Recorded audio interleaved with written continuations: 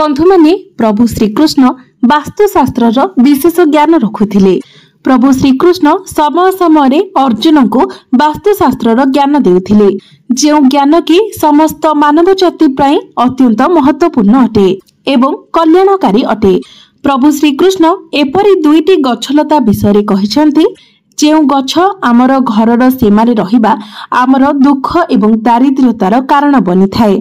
जो गृहर परिसर रे एही वृक्ष रही थाए सेही गृहर सदस्य मानकर केबे भी उन्नति होई पारि न थाए।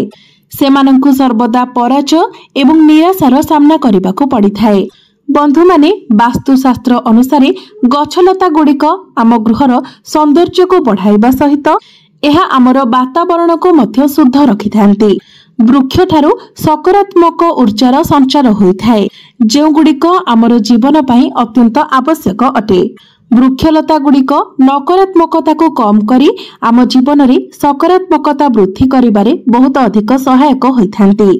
घरर सम्मुखरे शुभ गछलता लगाइबा द्वारा गृहर उन्नति होइथाए। एहा सहित एही गछलता गुड़िक घरर अनेक वास्तु दोष को मध्य दूर करि देइथांती। आम गृहर परिसर रे थिबा गछ गुड़िक देवादेवींक भली आम घरर रक्षा करिथांती। सेथिपाई आमर पुराण एवं शास्त्र रे गृहर परिसर रे किछि शुभ वृक्षलता रोपण करिबा पई उपदेश दिया जायछि। तो आजिर एही वीडियो रे आमे माने जानिबा जे घरर परिसर मध्यरे केउ वृक्षलता गुड़िक रहिबा उचित एवं केउ वृक्षलता न रहिबा उचित। जेमिति कि किछि वृक्षलता गुड़िक शास्त्र रे बहुत शुभ बोली मान जाय थाए, सेमिति वास्तुशास्त्र रे किछि अशुभ वृक्षलता विषय मध्ये वर्णना करा जायछि। एही वृक्षलता गुड़िक घरर सीमा मध्यरे रहिबा बहुत अशुभ होइथाए एवं अमंगलकारी मध्ये होइथाए। एही वृक्षलता गुड़िक घरर सीमारे रहिबा द्वारा घरर सदस्य माननकु दुख एवं दारिद्र्यतार सामना करिबाको पड़िथाए।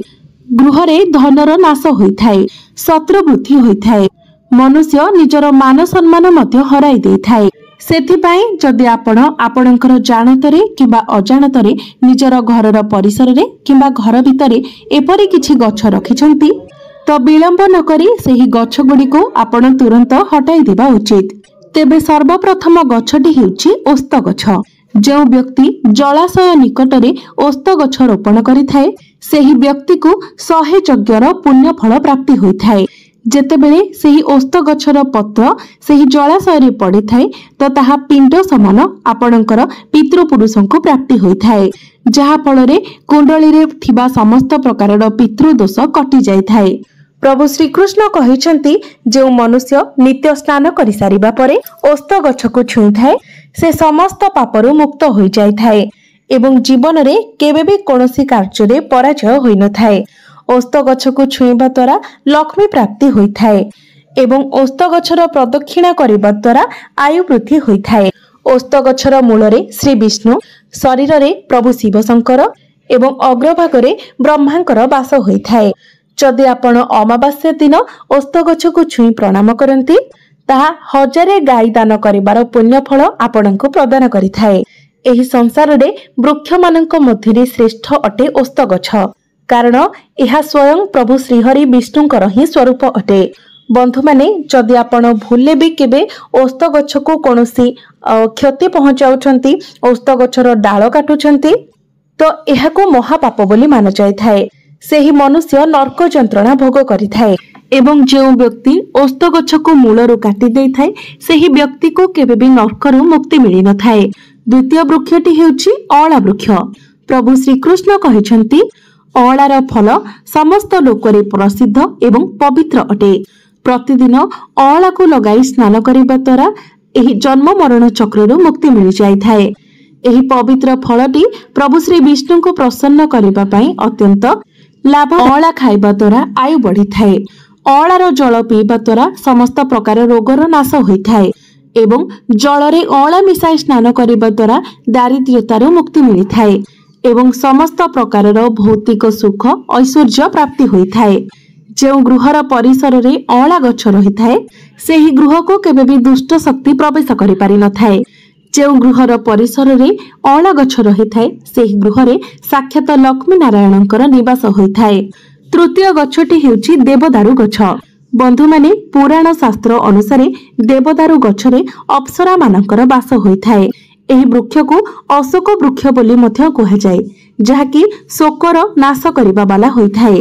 एही गछ को घरर परिसर मध्यरे किंबा घर बाहरे लगाइबा द्वारा गृहरे सुख समृद्धिर वृद्धि होइथाए। जेतेबेले मां लक्ष्मी सीतांक रूपरे अवतार नैथिले सेतेबेले रावणଙ୍କ द्वारा अपहरण होइजिबा परे से अशोक बाटिकारे ही रहुथिले। अशोक वृक्ष मां सीतांकर बहुत सेवा शुश्रूषा करिथिला। सेथिपाई मां सीता अशोक वृक्ष को एही वरदान देथिले जे जेउ भी स्थान रे एही वृक्ष रहिबो सेठारे मां सीता सदैव निवास करिबे। चतुर्थरे बरगछ। पद्म पुराण अनुसारे प्रत्येक व्यक्ति निज जीवन रे किछि नहले गोटिए बरगछ निश्चित भाବରେ लगाइबा उचित।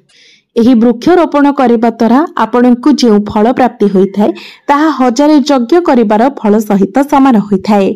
एही कली जुगरे मनुष्य माने यज्ञ करिबाको समय पाउनाहांती।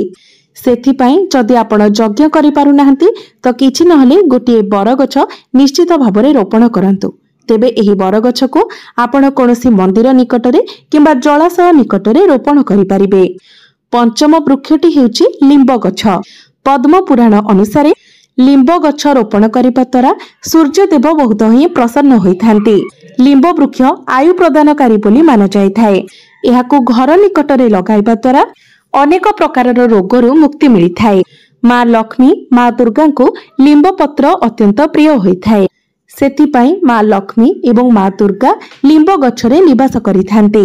घरर सम्मुखरे लिंब गछ रोपण करिबा द्वारा धन संपत्ति रे वृद्धि होइथाए। षष्ठरे जामुकोलीर गछ।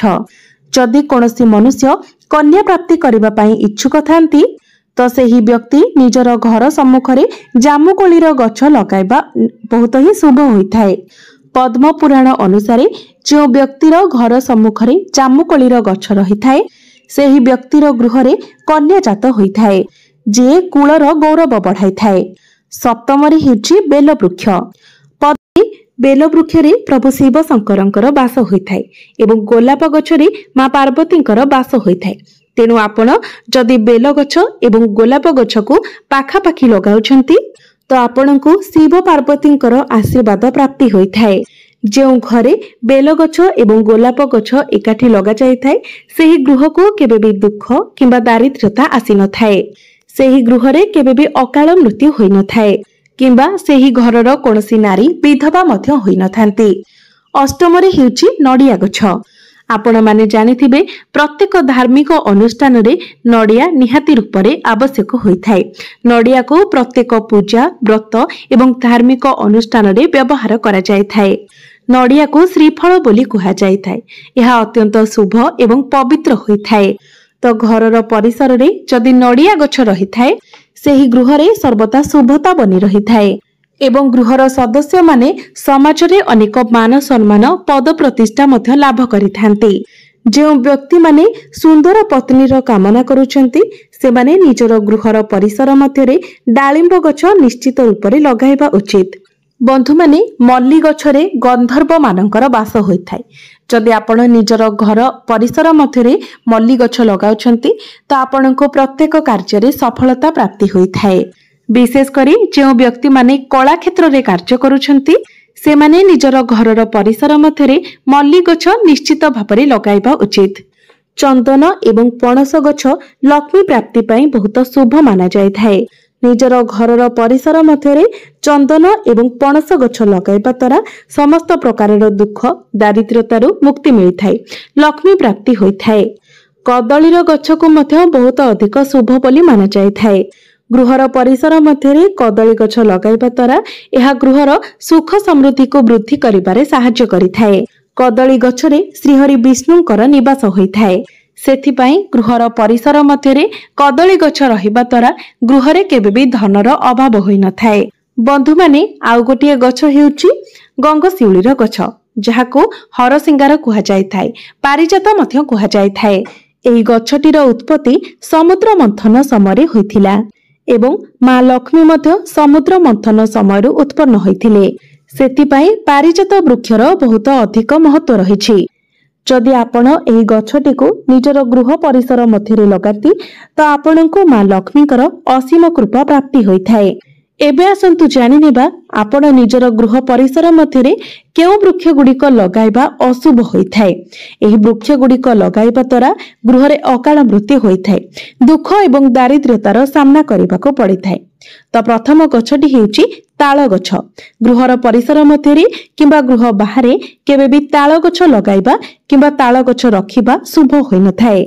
ताल गछ संतान मानकर नाश करिथाए। जो घरर पाखापाखी ताल गछ रहिथाए सेही गृहर संतान मानकर केबे भी उन्नति होई पारि नथाए। द्वितीय वृक्षटी हेउची बाहाडा वृक्ष।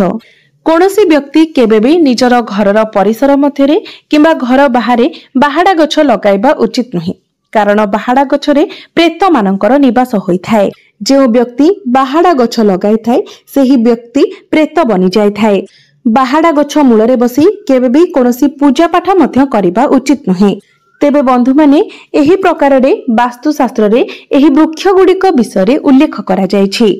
तेबे बंधु माने आमर जानतरे हेउ किंबा अजानतरे हेउ आमे गृहर सौंदर्य वृद्धि करिबा पई आम घर भितरे एवं घर बाहर एपरि किछि गछ लगाई देइ थाउ, जहा फल रे हमकु शुभता प्राप्ति होई थाए एवं अशुभत्व मध्य प्राप्ति होई थाए। बंधु माने मने रखिबे घर भितरे किंबा घर बाहर कंटा जातीय कोनोसी गछ केबे भी लगाइबे नाही, कारण कंटा नकारात्मकर प्रतीक होई थाए। तेणु आपण जदि गृह मध्यरे किंबा गृह बाहर कंटा जातीय कोनोसी गछ लगाउछंती तो एहा द्वारा आपणको गृह रे नकारात्मक ऊर्जार वृद्धि होई थाए एवं सकारात्मक ऊर्जा कम हो जाय थाए। तेबे गोलाप गछ को आपण लगाई परिबे, कारण गोलाप फूल देवादेवी मानकर अत्यंत प्रिय होई थाए। तेणु गोलाप गछ को आपण घर बाहर लगाई परिबे, किंतु अन्य कोनोसी कंटा जातीय गछ आपण घर भितरे किंबा घर बाहर लगाइबा उचित नुहे। एहा व्यतीत बरकोली गछ मध्य घर पाखरे लगाइबा उचित नुहे। तेंतुलीर वृक्ष मध्य घरर परिसर मध्य किंबा घरर आखपाखरे रहिबाको अशुभ माना जाय थाए, कारण तेंतुली वृक्ष रे नकारात्मक शक्तिर बास होई थाए। तेणु तेंतुली गछ आपण घर भितरे किंबा घरर आखपाखरे रहिबाको दियंतु नाही, नचेत एहार खराब प्रभाव आपणक घर उपरे पड़ी थाए। तेबे बंधु माने एहा थिला किछि वृक्ष जे गछ गुड़िक आपणकर घर पाखरे रहिबा द्वारा आपणको शुभत्व प्रदान करिथाए एवं किछि गछ जहा आपणकर घर पाखरे रहिबा द्वारा आपणको अशुभत्व प्रदान करिथाए। तेबे बंधु माने मोर एही भिडियोटी जदि आपण मानकु भलो लागि थाए तो भिडियोटी को लाइक करी चैनल टी को सब्सक्राइब करि देबे एवं कमेंट बॉक्स रे भक्ति एवं श्रद्धार सहित जय मां लक्ष्मी निश्चय